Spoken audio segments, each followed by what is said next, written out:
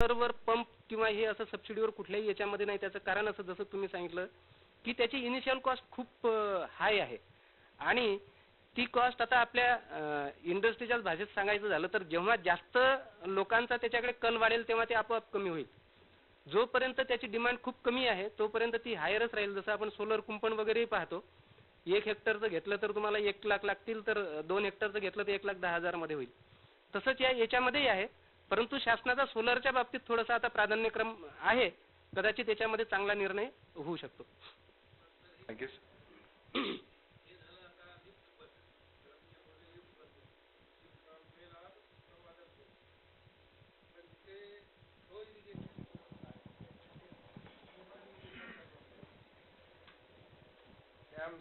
Canal झाले, outlets झाले, on farm development work अजूनही झाले नाही. प्रदेशचे प्रोजेक्ट आहे असे.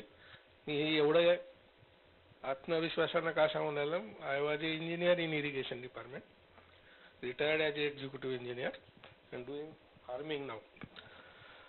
सांगायचं तात्पर्य असं की जोपर्यंत तुमच्या ऑन फार्म डेव्हलपमेंट वर्क होत नाही तर कॅनलच्या आउटलेटपर्यंत पाणी जाऊन तिथे थांबते तुमचं. पुढे काय? तर हा सुद्धा विचार ॲग्रिकल्चर डिपार्टमेंटनी कन्सर्न डिपार्टमेंटशी कन्सल्ट करून सॉर्ट आउट करावा अशी माझी विनंती आहे या बाबतीत. ठीक आहे. Point taken sir. एक क्वेश्चन असेल नंतर. सर, VI फोरममध्ये तुमच्या आल्याचे मी स्वागत करतो. माझा प्रश्न असा आहे की तुम्ही आता वर्ल्ड बँक म्हणजे विश्व बँक, भारत सरकार आणि महाराष्ट्र सरकारने वेगवेगळ्या स्कीम्स इंट्रोड्यूस केले आहे, म्हणजे सुरुवात केली आहे.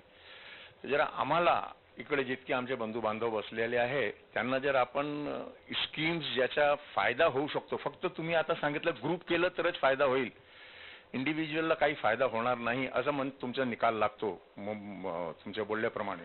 तो मला माझं असं म्हणणं आहे की जर आपण स्कीम्स बाबत विश्व बँक म्हणजे वर्ल्ड बँक, भारत सरकार आणि महाराष्ट्र सरकारनी शेतीबाबत, शेतकऱ्यांना बाबत काय काय डिटेल आहे जरा आम्हाला समजून सांगाल तर बरं होईल.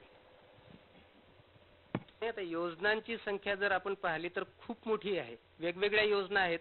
त्याच्यासाठीचं जे एखादी पुस्तिका आहे ते मी VI कडे कदाचित देईल आणि म्हणजे आपले जे शेतकरी आहेत त्यांना ते आपल्याला देता येईल.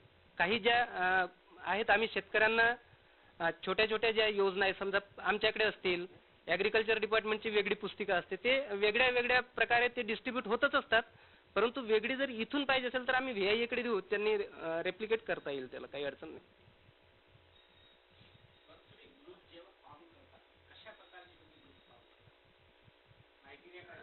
नाही, त्याच्यासाठी मी जसं 2 हे सांगितले, म्हणजे एक तर शेतकऱ्यांचा त्या ग्रुपमध्ये राहायचा इंटरेस्ट असला पाहिजे, म्हणजे शेतकऱ्यांनीच तो स्थापन करावा. आम्ही तो स्थापन करत नाही. म्हणजे तुम्ही 11 शेतकरी एकत्रित आले काहीतरी एक मोटो घेऊन, काहीतरी व्हिजन घेऊन की आपल्याला याच्यामध्ये काम करायचं आहे आणि आपण 11-15 जण आपण हे काम करू शकतो.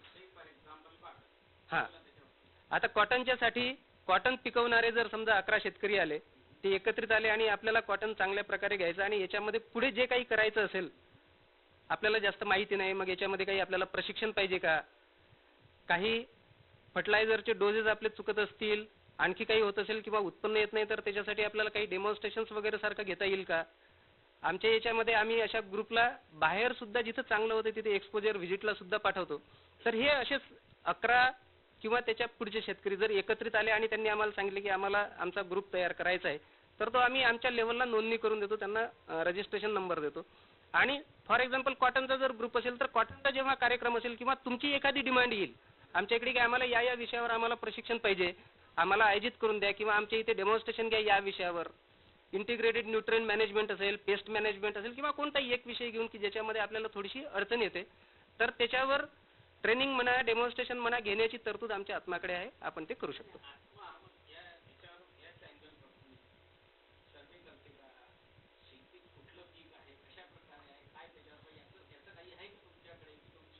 एजन्सी आहे का की ज्याच्यामुळे त्या शेतकऱ्याकडे जाऊन किंवा एक त्या ग्रुपकडे जाऊन ऑब्झर्वेशन करायचं, काय त्यांना लागते, काय कुठे काय प्रॉब्लेम आहे याचं मार्गदर्शन काही करते? अशी एजन्सी कुठेच नाही आमच्याकडे, तर बिलकुल नाही.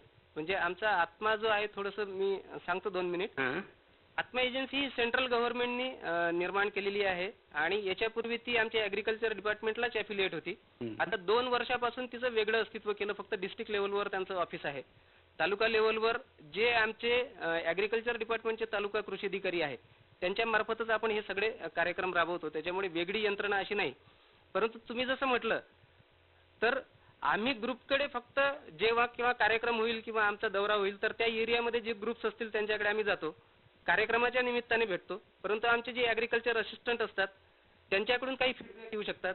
याच्यामध्ये आणखी एक संकल्पना आहे कृषी मित्र म्हणून. आत्मामध्ये शेतकऱ्यांमधलाच कृषी मित्र एक जो कोणी प्रोग्रेसिव्ह फार्मर असेल तर 2-3 गावं मिळून एक आपण नेमलेला आहे. ते सुद्धा आपल्याला काही फीडबॅक देतात ज्याच्यावर आपण मग पुढचे कार्यक्रम राबवतो. तर तुम्हाला असं नाही वाटत का की बाबा आपल्या इथल्या त्या एरियाचे पर्टिक्युलर तालुका प्लेसमध्ये जे काही ॲग्रिकल्चर ऑफिसर्स असतील किंवा सुपरवायझर्स असतील त्यांनी प्रत्यक्ष जाऊन तपासणी करून पाहणे व तसं तुमच्या पंचायत समितीला किंवा जिल्हा परिषदला कळविणे जेणेकरून त्या दृष्टिकोनातून काही विचार करता येईल. आता हे शेतकऱ्यांची जी आत्महत्या होते हे होण्याचं कारण हेच आहे की पीक होत नाही म्हणजे काय आपण कुठेतरी दुर्लक्ष करून राहिलो आहे. तो शेतकरी तो तर गरीब आहे त्याला तर काही तेवढं समजत नाही. पण तुमच्याकडे जे ॲग्रिकल्चर डिपार्टमेंट आहे ते झोपलेलं आहे का? त्यांनी नाही बघायला पाहिजे का? एवढे ॲग्रिकल्चरचे स्टुडंट असतात. मला वाटतं पण विषय ह्या अँगलनी पण मला असं वाटतं की आपण घेऊया क्वेश्चन आन्सर घेऊया नंतर.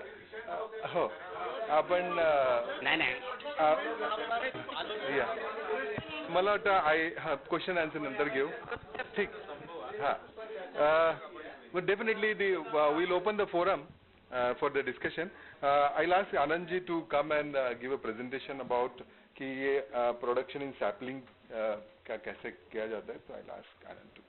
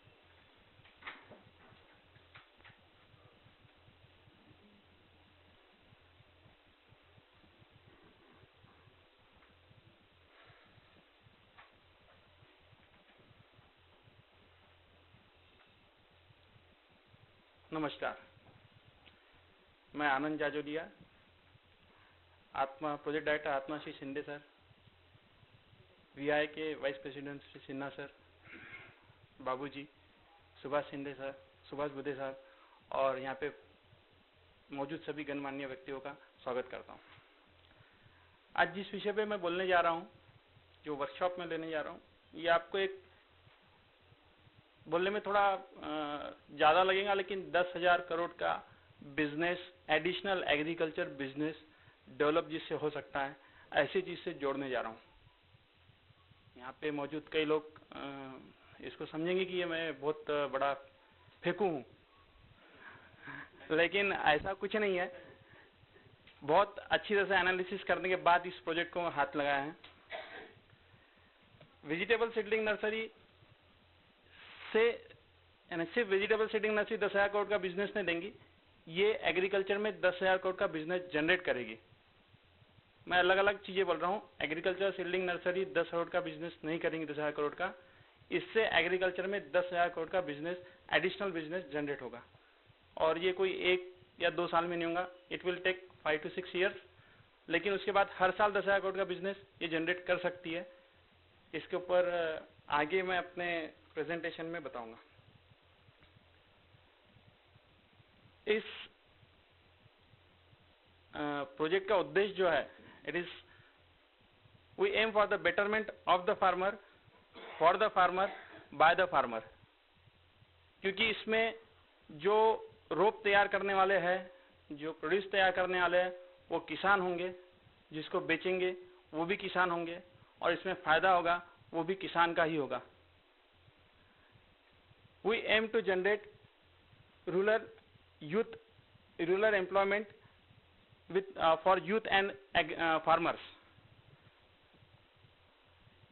प्रोटेक्टेड, हम जो रोप तैयार करते हैं इसमें, इस प्रोजेक्ट में poly house, shade net house, tunnel house, जिसको प्रोटेक्टेड कल्टीवेशन कहते हैं, उसमें रोप तैयार करने की के ऊपर ये प्रोजेक्ट है। और ये पूरा प्रोजेक्ट शहर में नहीं हो सकता है, ये पूरा प्रोजेक्ट गांव में ही होगा, और गांव के लोगों को ही एम्प्लॉयमेंट मिलने वाला है, और गांव के माध्यम से ही सारा काम होने वाला है। और vegetable seedling nursery model is working model. ये जो मॉडल मैं आपके सामने प्रस्तुत करने जा रहा हूँ, ये कोई नया मॉडल नहीं है। करीबन 20-25 साल से पूरे विश्व में हो रहा है, और 15-20 साल से तो पूरे हिंदुस्तान में हो रहा है। सेंट्रल इंडिया को छोड़ दे, पूना, बेंगलोर, केरला, आंध्र, कलकत्ता, यूपी, दिल्ली, हरियाणा, पंजाब, हर जगह इसका बहुत अच्छी तरह से यूज हो रहा है। हमारे यहाँ ये यूज नहीं हो रहा था, और हमने पिछले साल भर से इसके ऊपर काम किया है, तो हमको भी लगा कि अब यहाँ पे ये हो सकता है। मैंने मेरे पॉली हाउस में सीडलिंग ही तैयार कर रहा हूँ, इसलिए मैं इस चीज को इतने अच्छे से बता रहा हूँ। और aim is to achieve the growth in vegetable and flower farming sector for the Vidarbha. ये 10,000 करोड़ की जब मैं बात कर रहा हूँ, तो इसमें वेजिटेबल और फ्लावर का जो मार्केट है, इसमें जो उत्पादन बढ़ेगा इसके वजह से, वो इंक्लूड करता हूँ। प्रोजेक्ट डिस्क्रिप्शन, इस प्रोजेक्ट के बारे में थोड़ी सी जानकारी मैं आपको दूंगा। Seedling of all the vegetables, fruits, flowers can be grown in seedling trays under poly house, shade net house, tunnel house और प्रोटेक्टेड कल्टीवेशन, जिसको हम बोल रहे हैं। इसमें पॉली हाउस में या शेडनेट हाउस में या टनल्स में, जो प्लास्टिक के टनल्स बनते हैं, उसमें सीडलिंग ग्रो करने की बात कही गई है। और जिनके पास ऑलरेडी पॉली हाउस है, और जो इस चीज से उनको लग रहा है कि जो अभी वो ले रहे हैं वो उतना सक्सेस नहीं है, और या जिनके पॉली हाउस, शेडनेट हाउस बंद पड़े हैं, उनके लिए ये बहुत ही बढ़िया योजना रहेगी। और नए पॉली हाउस के लिए तो है ही है, लेकिन जो बंद पड़े उनके लिए तो क्या बोलते हैं उसको, मुर्गी का अंडा, सोने का अंडा देने वाली मुर्गी जो बोलते हैं ना, उससे भी बढ़िया प्रोजेक्ट हो सकता है। देखते हैं आगे क्या है इसमें। इस प्रोजेक्ट में सीडलिंग ट्रे में हम बैगन, मिर्ची, टमाटर, फूलगोभी, पत्ता गोभी, झेंडू, एस्टर, इसके तो रोप तैयार कर ही सकते हैं, लेकिन पपाया, मुंगना, शुगर केन, इसके अलावा इसमें कॉटन का भी रोप तैयार किया जा सकता है, जो काफी अच्छी तरह से किया जा रहा है। इसमें हम लौकी, तुरई, करेला, मेलन्स, यानी जिसको हम खरबूज, तरबूज, इनके भी रोप काफी अच्छी तरह से तैयार किए जा सकते हैं, और लोग कर रहे हैं, लोगों ने किया हुआ है और उसका यूज भी किया हुआ है। Project involves growing of seedling from various plants and making them available to farmer. The working cotton seedling के ऊपर बाबूजी ने बताया है, फिर भी मैं एक बार थोड़ा सा आपको और बता दूं, मेरे हिसाब से जो हमने देखा हुआ है। Cotton pre monsoon sowing, cotton की प्री मानसून सोइंग सब जन जानते हैं, और उसमें बहुत अच्छा उत्पादन होता है। लेकिन प्री मानसून सोइंग सिर्फ वही कर सकता है जिसके पास इरिगेशन हो। जिसके पास इरिगेशन नहीं है वो प्री मानसून सोइंग नहीं कर सकता। दूसरा कंसेप्ट होता है on time sowing of cotton. 7 जून तक के जो कॉटन सो कर देता है उसका उत्पादन ज्यादा अच्छा आता है। 7 जून के बाद में जैसा जैसा डिले होता है वैसा वैसा उत्पादन कम होता है। अब जो कोरडवाहू वाले हैं जिनके पास इरिगेशन की सुविधा उपलब्ध नहीं है, और अगर पानी लेट होते जाता है तो उनको कॉटन छोड़ देना पड़ता है। धीरे धीरे कॉटन से वो दूसरे क्रॉप की तरफ शिफ्ट करते हैं। मानसून 7 जून को आए, हर बार ऐसा होता नहीं है। कभी 20 जून, कभी 25 जून, कभी 27 जून ऐसा होता है। इनके लिए सीडलिंग ट्रे में कॉटन को समय पे बीज सो कर दे आप। 7 जून के पहले सीडलिंग ट्रे में कॉटन का बीज लगा दे। सीडलिंग ट्रे में कॉटन 25 से 30 दिन तक के आराम से रहता है। 25 से 30 दिन के अंदर आपकी बारिश अच्छी हो जाती है। उसके बाद उस प्लांट को अगर आप सो करते हैं तो आपका ऑन टाइम सोइंग का जो फायदा है वो आपको मिलता है। इसमें दूसरा फायदा ऐसा है कि सीड कम लगता है। आपको खेत में 2-2 सीड बोने पड़ते हैं। आप यहाँ पे 1-1 सीड बोएंगे तो आपका सीड का कॉस्ट बचता है। तीसरा फायदा इसमें यह है कि आप जब प्लांट लगाते हैं तो वहाँ पे प्लांट पॉपुलेशन इवन होती है, कहाँ बीच में ज्यादा या कम नहीं होती, एक जैसा आपको मिलता है। चौथा फायदा इसमें यह है कि आपका एक निंदन का खर्चा बचता है। अच्छा बारिश होने के बाद जब आप एक निंदन करने के बाद एक बार वखर चला के फिर बाद में आप अगर कॉटन के रोप लगाते हैं तो आप पूरा एक निंदन का खर्चा बचाते हैं। मेरे ख्याल से ये बहुत बड़ा सरदर्द है जब कॉटन सो करता है कि निंदन करना पड़ेगा। तो मेरे ख्याल से ये एक एडिशनल फायदा है और इससे उत्पादन, इवन पॉपुलेशन और उत्पादन में 20 से 25% तक का फायदा लोगों ने बताया जब हमने पिछले 2 साल से लोगों को करने वाला था। CICR के डायरेक्टर डॉक्टर क्रांति जी से मुलाकात की थी हमने पिछले मई महीने में। तो उन्होंने भी ये कहा था कि सीडलिंग ट्रे में अगर कॉटन ग्रो किया जाए तो बहुत फायदा होता है, लेकिन उस समय सीडलिंग ट्रे की इकोनॉमिक्स उनको बैठ नहीं रही थी। आज वो इकोनॉमिक्स अवेलेबल हो गई है। तो उन्होंने जब हमने उनको समझाया था तो वो बोले थे कि टाइम मिला तो इसके ऊपर इवन सब्सिडी के लिए गवर्नमेंट से बात करेंगे, महाराष्ट्र गवर्नमेंट से। हम कुछ फॉलोअप में कम हो गए इसलिए हो नहीं पाया, लेकिन कॉटन सीडलिंग अपने आप में एक बहुत बड़ा बिजनेस भी बन सकता है, क्योंकि जब सीडलिंग ग्रो करेंगे तो सीडलिंग भले ही किसान ग्रो करेगा, जब सीडलिंग ग्रो करेंगे किसान के पास कम रहेगा तो मार्केट से लेगा वो।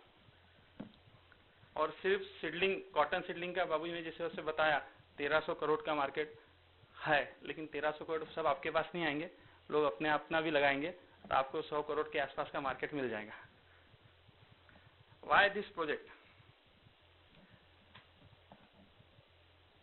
जिसके पास पॉली हाउस है, जो एग्रीकल्चर का जानकार है थोड़ा बहुत, और जिसको कुछ करने की इच्छा है, थोड़ी मेहनत एक्स्ट्रा करने की इच्छा है और अच्छा पैसा कमाने की इच्छा है, वो इस प्रोजेक्ट को कर सकता है, क्योंकि पॉली हाउस ऑलरेडी है और सीडलिंग सेल करना बहुत ज़्यादा मुश्किल नहीं होगा। ये हम आपको आगे बताएंगे, क्योंकि सीडलिंग ग्रो आप कर रहे हो किस क्वालिटी के और किस क्वांटिटी के होगे उसके हिसाब से।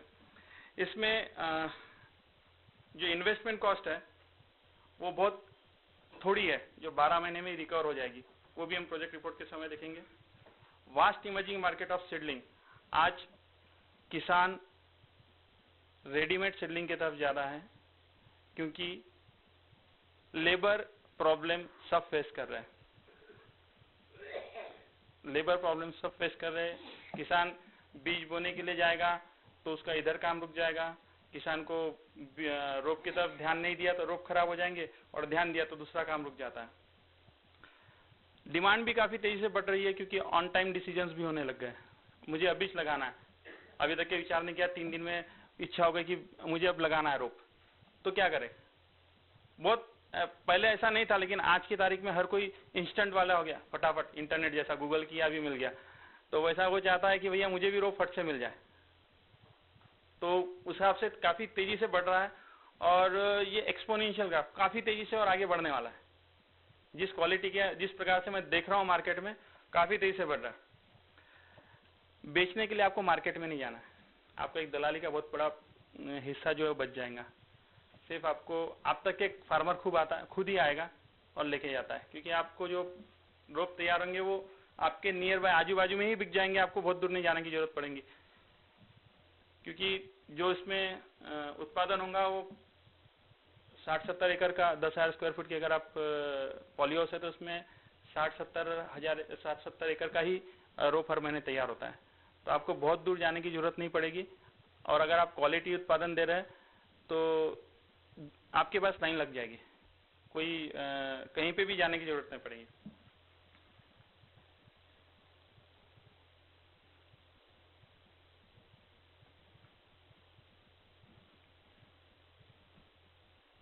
एक छोटा सा वीडियो इस सीडलिंग के ऊपर है, एक 5-6 मिनट का है।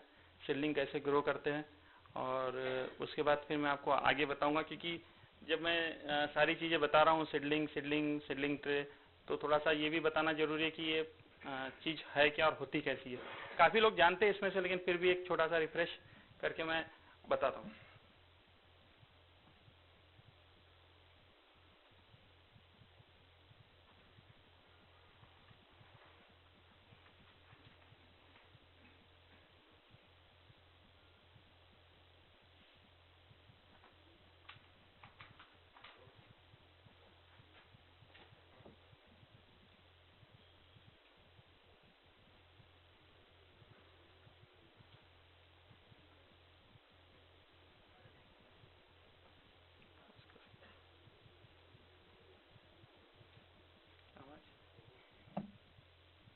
आवाज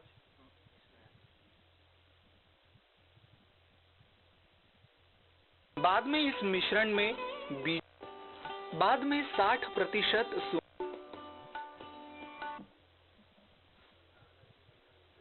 60% सुमन कोकोपीट ले और उसमें 40% केचुआ खाद डाले।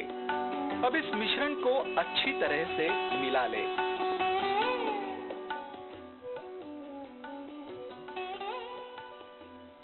बाद में इस मिश्रण में बीजों को फफूंद से बचाने के लिए हर एक ट्रे के लिए 3 से 5 ग्राम हिलजिन या सुमन ट्राइकोडर्मा यह फफूंदी नाशक डाले और अब फिर से यह मिश्रण अच्छी तरह से मिलाए। इसके पश्चात बना हुआ सुमन कोकोपीट का मिश्रण पौधों के ट्रे में डाले। इसी प्रकार अन्य ट्रे में भी सुमन कोकोपीट डाले।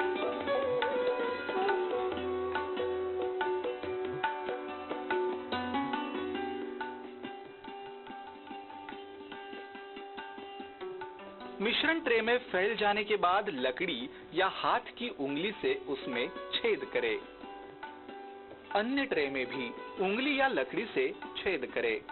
इसके पश्चात सर्वोच्च गुणवत्ता की बीजें चुनकर हर एक छेद में ध्यान से एक एक बीज बोए और फिर से उस पर सुमन कोकोपीट का मिश्रण डालकर उसे ढक दे।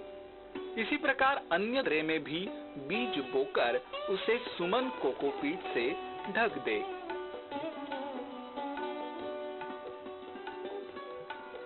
बीजों की विशिष्ट गुणवत्तानुसार 25 से 35 दिनों तक बीजों को धीरे धीरे पानी दे। पानी देने के लिए सिर्फ झारे का ही उपयोग करे। अभी तक आपने बीजों से पौधे कैसे उगाते ये देखा। इसी प्रकार आप कपास का भी पौधा ट्रे में उगा सकते हैं। कपास का पौधा तैयार करने के लिए 50 छेदों वाला ट्रे चुने। पहले जो सुमन कोकोपीट का मिश्रण तैयार किया था वही मिश्रण इस ट्रे में भी डाले और लकड़ी या हाथ की उंगली से छेद करे। कपास के बीज हर छेद में ध्यान से बोए। फिर ट्रे को सुमन कोकोपीट से ढक दे और झारे से पानी डाले। कुछ दिनों पश्चात कपास का ऐसा ही सुदृढ़ पौधा आपको दिखाई देगा। इसी प्रकार आप सीडलिंग ट्रे में बैंगन, मिर्ची, टमाटर, गोभी तथा फूलों के पौधे इत्यादि उगा सकते हैं। कोकोपीट तथा सीडलिंग ट्रे के फायदे। बीजों की अधिकतर पैदावार होने से कम बीजों में ज्यादा क्षेत्रफल। एक जैसे मजबूत पौधे। ट्रे से पौधे धीरे से निकाले जा सकते हैं, जिस वजह से जड़ें टूटती नहीं। परिणाम स्वरूप पौधों का कम नुकसान होता है तथा पौधे जल्दी लगते हैं। खाद, पानी तथा रोजगार इनकी बचत होती है। गैप कम होने से उत्पादन में भी बढ़ोतरी होती है। यातायात तथा इस्तेमाल के लिए आसान। घर में भी पौधे तैयार करना आसान है। नजर डालते हैं कुछ सवाल और जवाबों पर। क्या केचुआ खाद की जगह हम गोबर का खाद मिला सकते हैं? नहीं। गोबर की खाद में कई प्रकार के कीटाणु और परजीव होते हैं जो बीज को या उगे पौधों को नुकसान पहुंचाते हैं। कई बार गोबर खाद में जंगली पौधे और घोंसे के बीज भी निकलते हैं। इसमें गोबर खाद मिलाकर आप पूरे प्रोजेक्ट को नुकसान पहुंचाते हैं। क्या इन ट्रे में सादी मिट्टी भर सकते हैं? नहीं। ट्रे और बाकी सारी सामग्री कोकोपीट को अच्छी तरह वापरा जा सके इसलिए है। इस सारी प्रक्रिया की जान कोकोपीट ही है। सादी मिट्टी में नाजुक बीज दब जाते हैं। कोकोपीट हल्का होता है और बीज उगने के लिए आसान हो जाता है। मिट्टी की वजह से तैयार पौधे को ट्रे से निकालना मुश्किल हो जाता है और उससे पौधे को नुकसान पहुंचता है। पानी कितनी बार दे? आम दिनों में दिन में 1 बार पानी दे। अगर तापमान ज्यादा हो तो 2 बार भी देना पड़ सकता है, लेकिन पानी झारे से ही दे। इस पद्धति से और किस प्रकार के पौधे तैयार किए जा सकते हैं तथा कौन सी ट्रे किस पौधे के लिए वापरी जा सकती है? प्रायः इस पद्धति से सभी प्रकार के पौधे तैयार किए जा सकते हैं, पर अलग अलग किस्म के पौधों के लिए अलग अलग प्रकार की ट्रे वापरे। 98 तथा 104 छेद वाली ट्रे बैंगन, टमाटर, फूलगोभी, पत्ता गोभी, मिर्च तथा सभी प्रकार की फूलों के पौधों के लिए उत्तम है। 42 छेद वाली ट्रे गन्ना, तरबूज, खरबूज, करेला, लौकी, तुरई, कपास इत्यादि के लिए उपयोगी है। 50 छेद वाली ट्रे कपास, करेला, तूर इत्यादि के लिए उपयोगी है।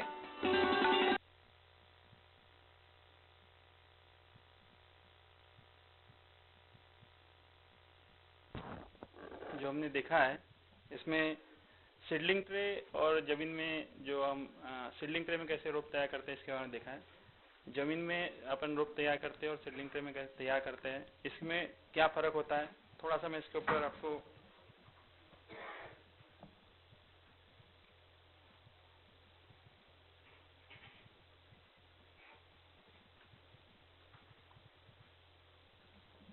Difference of growing seedlings in tray and directly in soil. जमीन में हम सीडलिंग तैयार करते हैं और ट्रे में तैयार करते हैं, इसमें क्या फर्क होता है? जमीन में ट्रे में जब हम सीडलिंग तैयार करते हैं तो इसमें काफ़ी आसानी से बीज उग जाता है, क्योंकि मीडियम कोकोपीट है जो लाइट होता है और बीज दबता नहीं उसमें। अगर हम मिट्टी में डालते हैं तो कभी कभी बीज दब जाता है, क्योंकि मिट्टी थोड़ी भारी होती है और बीज अगर नाजुक हो और थोड़ी ज़्यादा मिट्टी हो जाए तो दब जाता है। इसमें काफ़ी आसानी से बीज बाहर आ जाते हैं। Cocopeat is light medium with does not harm delicate seeds. और कोकोपीट बहुत ज़्यादा पानी भी नहीं पकड़ के रखता है और बहुत ज़्यादा छोड़ता भी नहीं है। एक्सेस वाटर हुआ तो अपने आप ड्रेन आउट हो जाता है और थोड़ा कम हुआ तो पकड़ के भी रखता है। Percentage of germination of seeds increases, क्योंकि दबता नहीं है बीज और कोकोपीट में सॉइल मीडिया नहीं होने की वजह से, यानी मट्टी नहीं होने की वजह से उसमें इन्फेक्शंस कम होते हैं, वीड्स कम होते हैं और इसकी वजह से वो काफ़ी इजीली उसमें झाड़ परसेंटेज ऑफ जर्मिनेशन बढ़ जाता है। झाड़ों को जब हम निकालते, पौधों को जब हम उसमें से निकालते हैं तो रूट्स को शॉक नहीं होता है। रूट्स इजीली पूरा की पूरा आप देखेंगे तो पूरा की पूरा ऐसा आइस के वो गुल्फी निकलती है वैसा पूरा की पूरा झाड़ निकल जाता है, बिल्कुल भी डिस्टर्ब नहीं होता है। ऑन द अदर हैंड अगर हम जमीन से निकालते हैं तो कुछ न कुछ उसके जो सॉफ्ट टिश्यूज होते हैं, वाइट रूट्स होते हैं, वो डैमेज होते हैं। और एक बार हम जमीन में लगाएं तो ये जो सीडलिंग ट्रे से जो अपन निकालते हैं पौधे, वो काफ़ी इजीली वहाँ पे लग जाते हैं और ज़मीन से निकालने वाले पौधों को वहाँ पे सेटल होने के लिए कम से कम 4 से 5 दिन लगता है, जिसकी वजह से सीडलिंग ट्रे के पौधे 4-5 दिन एडवांस में चलते हैं, ग्रोथ ज़्यादा अच्छा होता है, वो सेटल होकर फिर से रीजनरेट होते हैं, उसको टाइम लगता है।